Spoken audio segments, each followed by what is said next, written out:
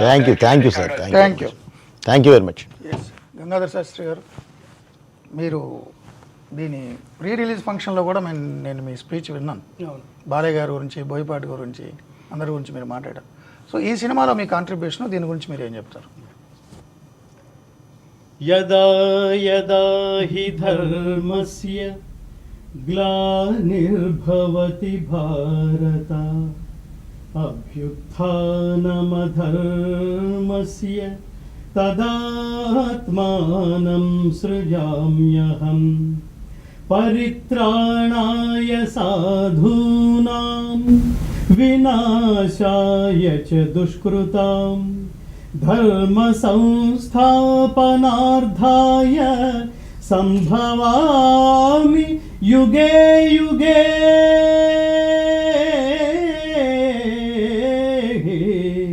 సంభవామి యుగే యుగే. సంస్కృతంలో ఉంటుంది. భగవద్గీతలో అతి కీలకమైన శ్లోకద్వయం, 4వ అధ్యాయం జ్ఞానయోగంలో 7-8 శ్లోకాలు. దీని తాత్పర్యం ఏంటంటే, ఏ కాలమున ధర్మమునకు హాని కలుగునో అధర్మము వృద్ధి నొందునో ఆయా సమయముల యందు, ఇది మొదటి శ్లోకం తాత్పర్యం. దుష్ట శిక్షణ, శిష్ట రక్షణ, ధర్మ సంరక్షణముల కొరకు ప్రతి యుగమున అవతారము దాల్చుచుందును. ఇది పరమాత్ముడి స్టేట్మెంట్. ఈ 2వ శ్లోకం పూర్తిగా, ఈ 2వ శ్లోకం తాత్పర్యమే బోయపాటి గారి తపస్సు నుంచి ఇవాళ ప్రపంచాన్ని విశేషంగా ప్రభావితం చేసి ఉర్రూతలూగిస్తున్న అనేది కమర్షియల్ సినిమాలకి మనం మాట్లాడతాం. కానీ ఈ సినిమాలో నిజంగా ప్రేక్షకుల సీట్లలో కూర్చున్న వాళ్ళు కూడా పూనకాలు, తాండవాలు చేస్తున్నది నేను నిన్న ఫస్ట్ షోలో నేను గమనించాను. This is the highest respect and highest regard towards this film and Boyapati గారు. ఈ సినిమాకి త్రిమూర్తులు. ఎవరు త్రిమూర్తులు అంటే, ముందు సినిమాకి సోల్ లాంటివాడు, ఆత్మ లాంటివాడు త్రిశూల్. అది బోయపాటి శ్రీను గారు. ముందు all the credit goes to Boyapati Srinu గారు.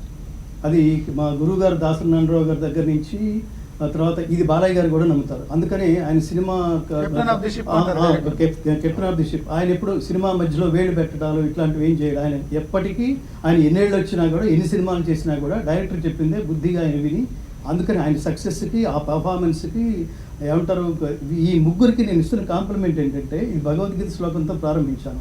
ఇటు బోయపాటి గారు, అటు నందమూరి బాలకృష్ణ గారు, అటు ఎస్ఎస్ తమన్ గారు, ఈ ముగ్గురి తపస్సు ఫలితంగా వీళ్ళు చూపించిన విశ్వరూపమే అఖండ.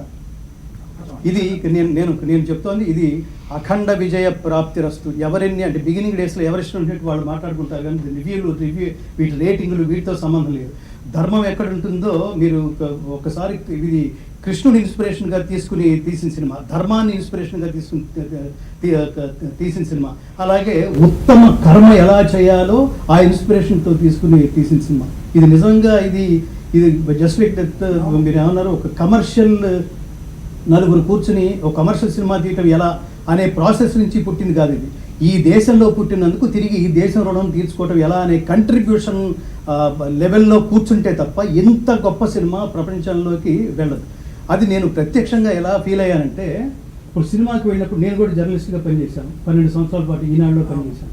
నేను సినిమాకి వెళ్ళినప్పుడు నేను ముఖ్యంగా ఏం అబ్జర్వ్ చేస్తానంటే, ఆడియన్స్లో కూర్చున్నప్పుడు అసలు మన రివ్యూ వేరుగా ఉంటుంది. మనం ఏదో చదువుకున్నాం, భగవద్గీతలో ఉన్నాం, మనం ఏదో జ్ఞానం, ధర్మం, వీటికి మన గురించి మనకు తెలుసు. కానీ ఏమీ తెలియని వాడు ఆ నేలలో కూర్చుంటాడు. అంటే అతి సాధారణమైన ప్రేక్షకుడికి ఈ ధర్మం అంటే ఏంటో తెలియదు, నీతి ఏంటో తెలియదు, న్యాయం ఏంటో తెలియదు. డైరెక్టర్ ఏ పాయింట్ అనుకున్నాడో దాన్ని ఎలా కన్విన్స్ చేయగలిగాడో, అతని కన్విక్షన్ ఏమిటి, అతని ఎమోషన్స్ని మన దాకా క్యారీ అయినాయా, ఇదొక్కటే చూస్తాడండి. అలా చూసినప్పుడు కింద తెర ముందు కూర్చున్న ఆడియన్స్ నుంచి తెర చివరిలో కూర్చున్న ఆ ఏ గ్రేడ్, మన గ్రేడ్ అనుకో, అక్కడి వరకు నిన్న చూపించిన రెస్పాన్స్ అసలు అమేజింగ్ అండి, అమేజింగ్. Thank you.